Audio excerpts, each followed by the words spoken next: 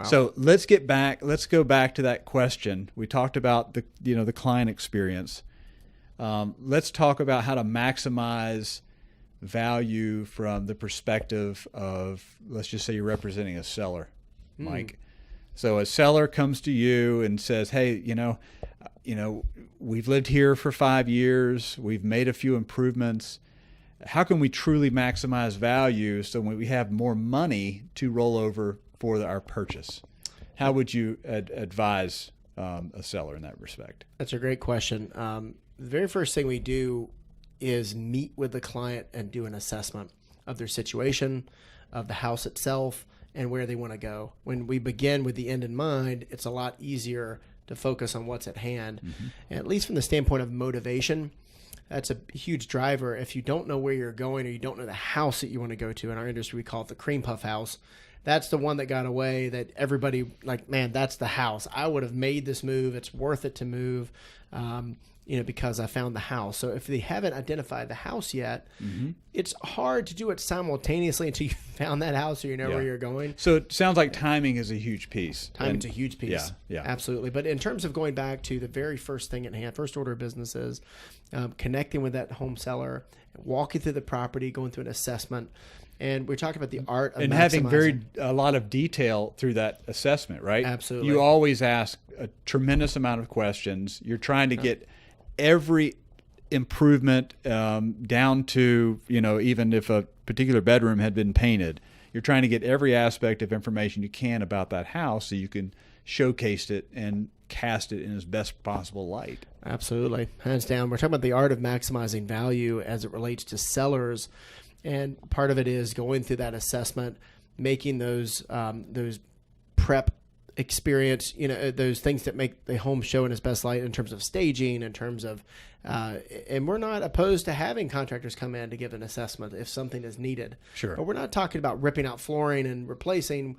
We're at this juncture, if we're talking about selling, we're talking about how do we maximize with what we have, right. Unless it's a cosmetic defect that's so blaring. Certainly. We talked about it in an earlier session on what that might look like. Yeah, we won't get into, for this particular session, we won't get into the weeds of what should be addressed, but certainly condition of the home and updates and really trying to drill down to every noteworthy feature that this home presents and what you should shine the light on as you go to market, right? Absolutely. Yeah. And I would even say this, when you get into how do we present value, maximizing value for our seller clients, which I know you may not say this about yourself, but I know a major value proposition for you and what you bring is the negotiation. Let's face it, there's a lot that can be gained or lost through negotiation. And you need, it sounds cliched, but you really need a seasoned pro who understands negotiation to maximize. Absolutely. If you have someone that doesn't deem themselves to be an equity, angel, if you will, or an equity, preserving someone else's equity, if they're quick to concede, even from the standpoint of what they charge or the way that they approach, if they're quick to concede, you have to ask yourself, well, how quick are they to just say, we'll lower the price. We'll just accept this lower offer. Sure. Right. That's not doing, as a fiduciary responsibility, a seller any favors. Yeah. If they're talking about maximizing the value of actual equity so that they can roll it into the new purchase, negotiating is a huge. So how you present the property, like let's say you get it, everything buttoned up, it looks great, it's ready. The seller has done everything that you've recommended to get the house ready for the market. Once you get to that point, and let's say you're just now ready to go ahead and pull in the professional photographer, how much time do you need from that point to get all of your marketing, all of your marketing ducks in a row, so to speak, so you can properly launch the property into the marketplace? It's a great question. In general, I think we both agree that a week to 2 weeks is about the right time period. I think oftentimes we find ourselves having to tap the brakes lightly to examine the coming soon. The coming soon strategy has been deployed for the past several years, and it works really well of creating a sense of what's coming to the marketplace. Yeah. People, let me just touch on that. I totally agree that the coming soon aspect, it's beneficial to the seller, I believe, because for all of the buyers that are currently in the marketplace, and in the case as we're having this discussion, there are more buyers than there are listings in the marketplace. So the buyers that are out in the marketplace, they've already exhausted all other available options, and they're teed up. When I say teed up and ready to go, they're approved. They've seen enough of the market to know what they want when they're presented to it, right? Hands down. Because they're not just starting the search; they're better equipped to make a decision when the right property comes along. That's right. And with a coming soon, you're able to make sure that any and all buyers in the marketplace are aware of the property for a certain period of time that it's coming soon on the market. So then the whole position as a seller's agent and a seller is you want to line these people up and give everybody a shot at it when it does come on the market, right? Absolutely. And I'm glad you brought that up, because timing is pivotally important as it relates to when the property launches to the open market, how showings are to be handled, what works best for the seller, and setting those right expectations. And, also reminding the seller that they do live in the home, and there's a process that we want to go through that makes them feel good and also sets the right tone and level of expectation, so that we enter the marketplace, they're not being bombarded with what they didn't expect. Yeah. And I've heard feedback from seller clients in the past that have had experiences with other agencies or agents, what have you, that they just felt like it was haphazardly launched. And I think that is a detriment. I think that there is a wrong way to launch a property, right? Agreed. Yeah. So there's plenty of things that can go wrong. You just need to make sure that you're checking all the boxes to make sure it's launched in the proper way. So on that note, it's day before Thanksgiving. The seller says you've been teed up for the past week, and they're like, I'm ready to go live. I want to go live. Would you say, let's wait till after the holiday? Oh, no. Yeah, absolutely. I would say if we're already in the coming soon position, we're not going to lose anyone by waiting to the following week. Yeah. You know what I mean? 100% agree. And then what generally happens in that coming soon period is agents that happen to be working with buyers, they'll call us or email us and say, hey, listen, I have somebody that may be interested. Can you tell me when you plan on launching the property on the open market?